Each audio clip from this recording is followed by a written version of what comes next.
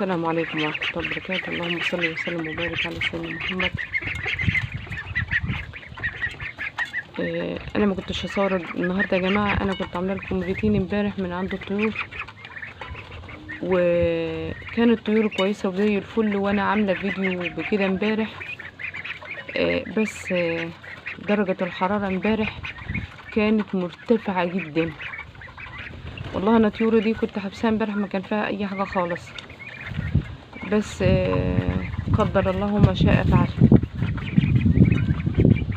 دلوقتي عشان افطرهم ما توقعتش ان انا الاقي اي حاجه خالص، لان زي ما قلت لكم انا كنت مصوره معاكم امبارح وكنت حابساهم ما فيش اي حاجه خالص. بس طلعت لقيت يعني عندي اصابه زي ما انتوا شايفين كده. انا لقيت الروميه ميته كده زي ما انتوا شايفين، فطبعا اتصدمت على الصبح كده. مش عارفه بقى ده كده يكون ايه بالظبط، بس هما كانوا كويسين ومفيش اي حاجه خالص، كانوا واكلين وشاربين، ما كانش فيها اي حاجه خالص. شايفين والله المنظر ده كده بيحصل كده، يعني طبيعي تحس ان هما يعني بيصحوها مش مصدقين اللي بيحصل. الحمد لله الحمد لله على كل حال. فطبعا كنت لازم كده الحق الطيور بسرعه.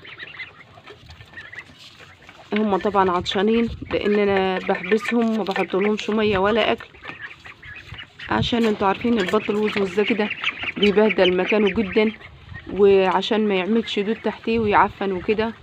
فانا عندي الريفو ده كده هدق كده برشمتين واحطهم لهم عشان لا قدر الله لو عندي اي حاجه الحقها. بس زي ما انتوا شايفين والله كده انا ما عنديش اي حاجه خالص. واقفين كويسين جدا وحلوين وما فيش اي حاجه خالص. انا فوجئت بالروميه ديت، فانا بقول يمكن درجات الحراره المرتفعه او امبارح، وخصوصا الروم حساس جدا و ما بيستحملش الحر خالص، عامل زي الفراخ البيضه بالظبط. فهبتدي كده ادق لهم البرشمتين دولت واحطه معاكم، وان شاء الله ان شاء الله كده ربنا يستر على الباقي ويجيب كده يا رب عاقبتهم خير ان شاء الله.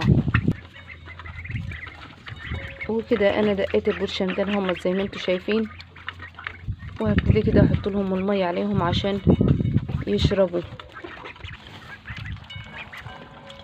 وهنا كده بدأوا يشربوا كده زي ما انتوا شايفين. مش ملاحظة عليهم اي اعراض خالص. مفيش انتفاخ في الوش، مفيش كده يعني زرقان كده في وشهم ولا اي حاجة خالص. بس مشيئة الله طبعا لازم اتابع كده معاهم. والريفو ده يا جماعة كويس جدا في الحر، يعني زي ما قلت لكم قبل كده وعملت معاكم فيديو ان هو كويس جدا في الحر، بيعمل سيولة كده في الدم عشان ما يحصلش تجلطات دموية كده ويموتوا كده زي ما حصلت مع الرومية ديت. انا بستغرب والله، بس طبعا وارد كده يعني لازم كده. اللي بتربوا طيور طبعا هتبقى متعودة على حاجة زي كده. فالحمد لله حبيت كده افيدكم بس كده النهارده ان انت تبقى على طول الريبو ده كده المضاد الحيوي والحاجات دي تبقى متوفرة عندك، عشان اي اصابة او اي حاجة لا قدر الله تلحقي تتعاملي بيها. والحمد لله على كل حال، ما دمتم في حفظ الله.